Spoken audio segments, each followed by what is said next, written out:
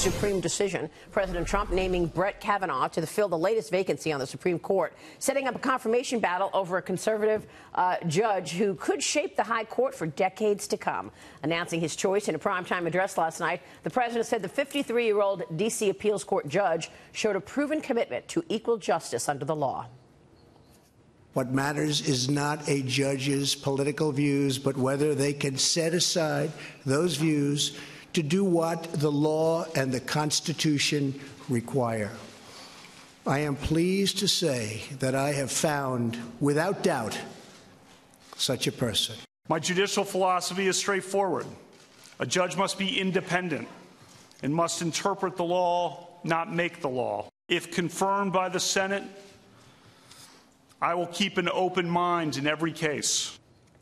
Joining us right now is former federal prosecutor, contributing editor at National Review, Andrew McCarthy. Andy, it's good to see you. Thanks so much for being here. Great to be here. Your reaction to the president's choice? He's a stellar nominee, and it's worth noting that as we're heading into really a political phase and what should actually be a legal analysis, this is a judge who 12 years ago was affirmed or confirmed by the Senate by 21-vote margin.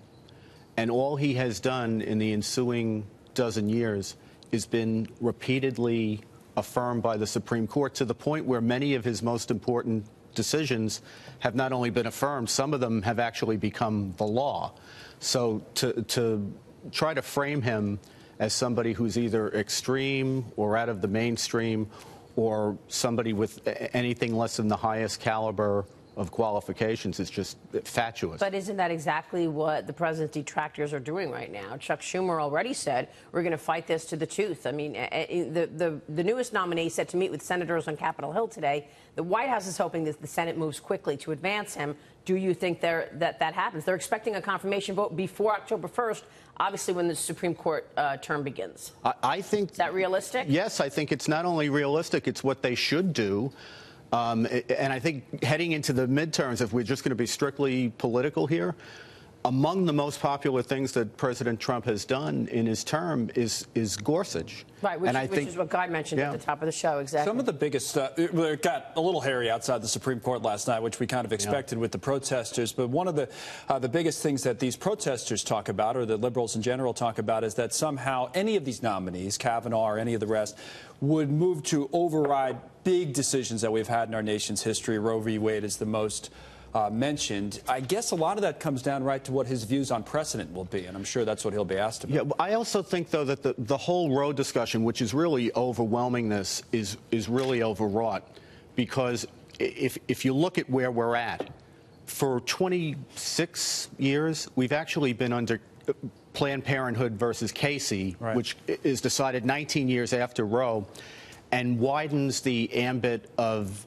the regulation of abortion, does away with a lot of Roe's trimester framework. And what it means, bottom line, is almost all the litigation about abortion that's come up in the last generation has been about the validity of particular regulations.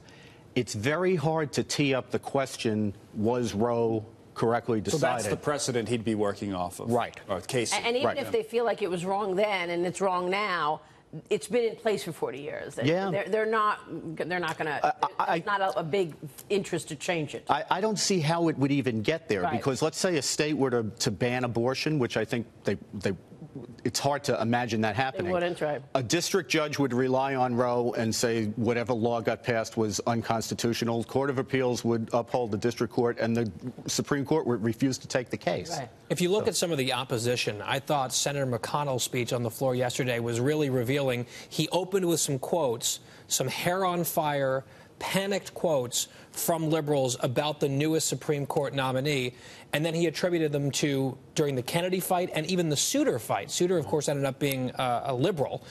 This is the same song and dance we hear from them every single time a Republican picks someone for the Supreme Court. And it seems like a boy who cried wolf. I mean, when they say extreme, extreme, extreme, They say this every time. And we saw it last night in the protest. Even before the announcement, there were protesters outside the Supreme Court. Hundreds of activists gathering on the steps of the Supreme Court 15 minutes after the president nominated Kavanaugh. But before there were massive crowds as well. Democratic Senators Elizabeth Warren, Bernie Sanders, Cory Booker all addressed the crowd, saying that they should be prepared to challenge this nomination. Yeah, well, look, I think we always say midterm elections are base elections, right? It's what fires them up, and that's what this is about. I mean, basically, they're trying to cruise into November with a lot of momentum on the basis of opposition to this candidate. Resist. Except I think they should be careful, because if there's one issue that unites the entire center right and fires us up, it's judges in the Supreme Court. And I think that this is not just the left-wing base that's going to get fired up. Yeah. So part of Kavanaugh's profile that's going to be debated here is that he served in Ken Starr's special prosecutor office. Do you think that the Mueller investigation could end up in the Supreme Court, and you could end up having Kavanaugh ruling on a special prosecutor? I think it's unlikely, because the problem with the Mueller investigation, as far as the president is concerned, I guess the big controversy right now is, should he submit to questioning? Suppose he gets subpoenaed by Mueller to testify. Legally, Mueller is an inferior officer of the executive branch. If the president doesn't want to be interviewed, he can direct the Justice Department not to issue a subpoena. The thing that stops him from doing that is the politics.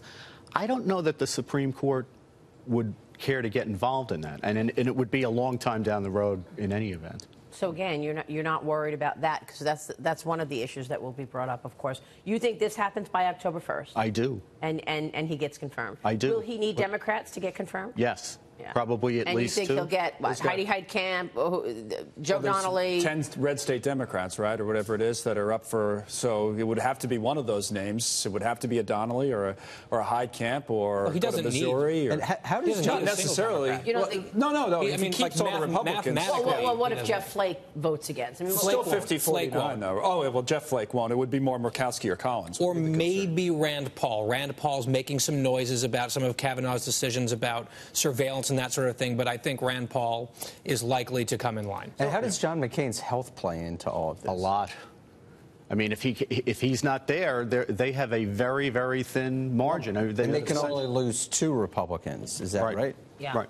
But without gaining a Democrat. I think it was, with Gorsuch, 3 Democrats voted. It was Manchin, Heitkamp, and Donnelly. And those they're all up. And they'll probably be behind Donald Trump. I Given mean, that they he don't won want by to so much. They didn't take his invitation yesterday to be No, they there. didn't. They didn't. Well, either did I mean, Murkowski they're or going to be Collins. up against some very powerful forces within the party Democrats. Right. I think they're going to lay low in the tall grass to see what the moderate Republicans do, and probably fall along with that. That's right. All right. Great to see you, Andy. Thanks Good so to see much. you. Thanks. Andy McCarthy joining us there.